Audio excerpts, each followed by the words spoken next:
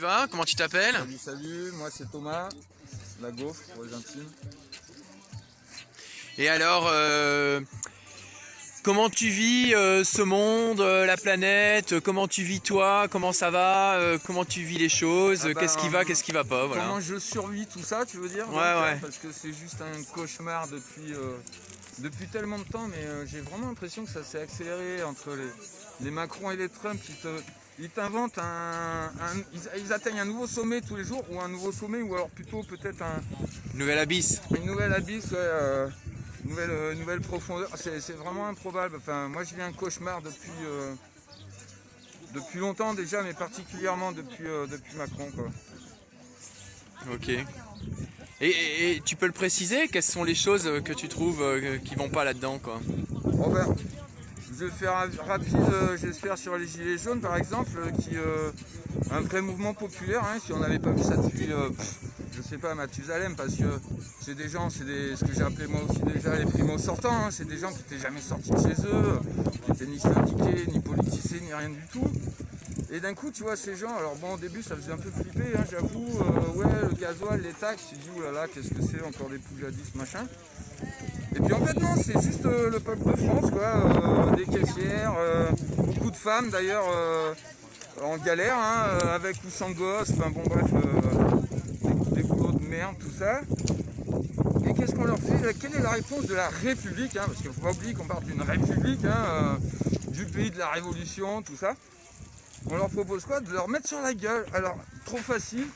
T'as une bande de gilets jaunes qui arrive et qui en râlant comme ça, avec des papis, des mamies, ça chante, des enfants et tout.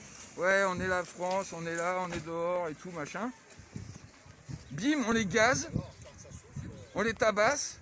Il y a les 3 jeunes derrière ou des moins jeunes qui commencent à se vénérer. Je dis, mais quoi, voilà. Tu fais quoi là? Oh monsieur le CRS, tu fais quoi? Ah, parce que les mecs sont quand même gentils, hein, c'est des gilets jaunes, je veux dire, ils sont. C'est pas des black blocs, quoi. Ils sont gentils. Oh, la police avec nous, monsieur, vous faites quoi? Vous vous rendez compte ce que vous faites? En fait, vous êtes en train de défendre les banquiers, c'est nous le peuple. Le CRS s'en battent les couilles, il les défonce, hein, parce qu'il doit avoir des ordres qui vont avec, hein, c'est pas. Comme on dit, il y a les violences légitimes de la police, donc ça c'est une violence légitime, hein, c'est la structure de la police aussi, hein, et il y a les violences illégitimes. C'est là quand ils se lâchent un peu dans un coin de rue, comme on a vu, heureusement qu'il y avait une caméra chez monsieur Michel. Ouais, Michel, le grand Renoir là qui s'est fait défoncer parce que c'était un peu trop Renoir.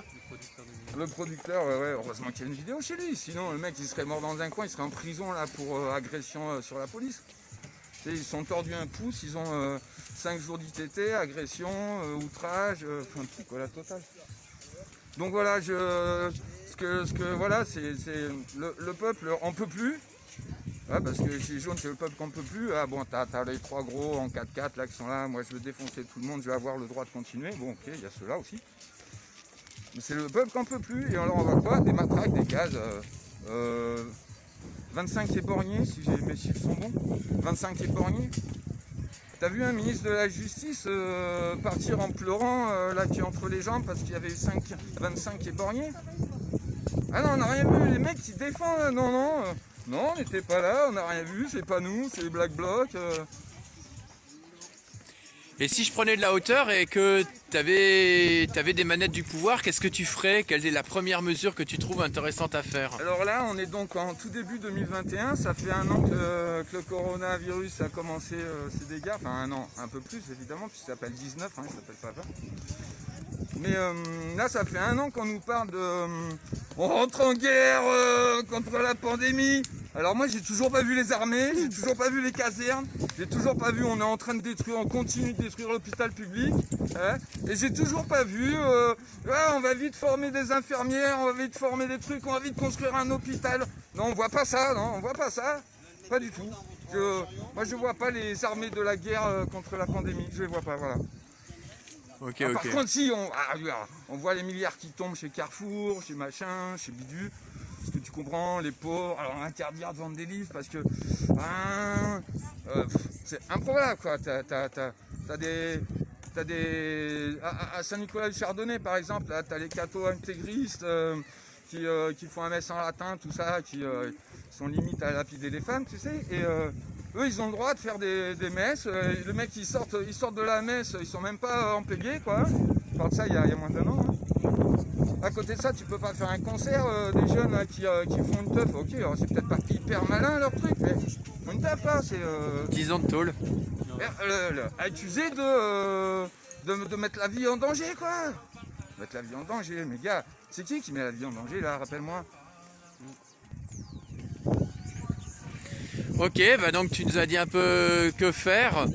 Bon, vite fait, alors ça c'est vraiment les premières mesures que je mettrais, ça serait tout de suite évidemment sanitaire, mais ça serait donc défendre l'hôpital public, ouvrir des unités, arrêter de les fermer déjà, ouvrir des unités, former des gens, les payer, parce qu'il faut les payer aussi, parce que c'est bien beau de filer du pognon à Carrefour, machin, dire mais les infirmières, les toubis, il faut les payer aussi, parce que déjà ils étaient en train de péter un câble tous, parce que ça fait quand même, depuis 83, on va dire, qu'on nique l'hôpital public et tous les services publics, hein, parce que tout ça, faut le vendre à nos amis du privé, hein, qui vont faire du pognon avec. Là, tu vois, la SNCF, ils mettent du pognon dans la SNCF. Il va se passer quoi? Quand tous les réseaux seront super nickel, ils vont faire quoi? Ah ben, ils vont balancer ça au privé, hein. Pas de souci. On le voit venir en gros, comme tu sais. Ah bah, et toi, qu'est-ce que tu fais à ta place pour essayer de faire bouger des choses? J'essaye de pas péter un câble. J'ai discuté il y a 2-3 ans avec un responsable des renseignements territoriaux, donc c'est plus les RG, maintenant c'est les RT, mais c'est pas les RTT. Hein. Et je disais, mes gars, aidez-nous à rester républicains, putain, aidez-nous à rester républicains. Tu vois un flic là comme Langlois, Alexandre Langlois, alors je suis pas à cap, je suis pas anti-keuf, je suis pas pro-keuf non plus, mais ce mec, c'est le flic qui te dit, ah putain, il y a peut-être quelque chose à sauver là-dedans. Il y a un flic républicain, il va se faire virer, quoi, tu sais, c'est improbable, c'est improbable. Donc là, tant qu'on aura pas, alors je sais pas, ils proposent des trucs, une IGPN, hors police, machin, tout ça. Il y a sûrement plein de pistes intéressantes, en tout cas c'est clair que l'IGPN, faut faire quelque chose. Mais d'ailleurs, moi ce que je comprends pas, en dehors de la blague, hein, parce que quand tu t'appelles l'allemand, quand on bombarde préfet à Paris, ça fait toujours un peu bizarre. Mais ouais, parce que moi je suis de famille de résistants, déportés, tout ça, donc à part ce blague là, tu dis quand même, alors on n'est pas dans un état fasciste, ok, on n'est pas dans une démocratie, ça je suis pas sûr que ça ait déjà existé un jour quelque part, une vraie démocratie je parle, mais bon. On est à peu près dans une république un peu bananière, on est dans une oligarchie, c'est clair. Mais alors à quel stade on glisse dans la dictature ou dans, comment il disait, dans le régime autoritaire? Bon là c'est clair, c'est un régime autoritaire. Mais justement, moi quand je vois par exemple qu'on tolère des Zemmour à la télé qui sont grassement payés pour raconter des saloperies. Après on va te dire, on lutte contre les fake news. On lutte contre les fake news. Mais commence par mettre Zemmour en prison déjà, pour commencer. Faut commencer. Ah, le mec qui t'explique que l'extrême droite, c'est eux qui ont fait la résistance. Alors il y avait peut-être 2-3 cagoulards ou je sais plus quoi qui ont défendu la France contre les Allemands. Mais nous on s'en branlait, nous on défendait pas la France contre les Allemands, nous on défendait la vie contre les nazis. Tu vois, c'est ma grand-mère qui a fait plusieurs camps de concentration, elle nous disait, mais nous on était avec les Allemands dans les camps. Les Allemands anti-nazis. Bah, tu as encore des choses à dire ou ça pourrait durer? Je vais démoraliser tout le monde après. Mais je veux dire, c'est clair que ça pue de plus en plus et ça a toujours pu. Hein. Moi, dans les années 90, là, j'étais beaucoup dans les Bouches-du-Rhône. Je flippais à l'époque parce que j'étais jeune et puis je voyais du Le Pen partout. Je trouvais ça improbable qu'on laisse baver ce mec qui vient quand même de l'OAS, parce que ça on n'en parle jamais. Il nous parle de terroristes, il nous traite de terroristes, mais ils viennent de l'OAS ce type. En dehors du fait que le FN a été construit par des mecs, des anciens nazis, hein, anciens SS, anciens bussistes, anciens lycéens. Je veux dire, le mec, il faut quand même rappeler que pendant la guerre d'Algérie, il était député, hein, parce qu'il n'a pas commencé la politique, il n'est pas tombé du ciel non plus.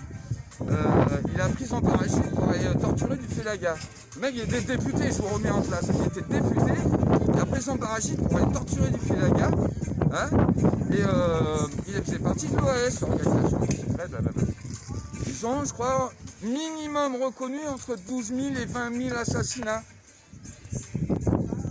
Ils ont fait des attentats contre De Gaulle.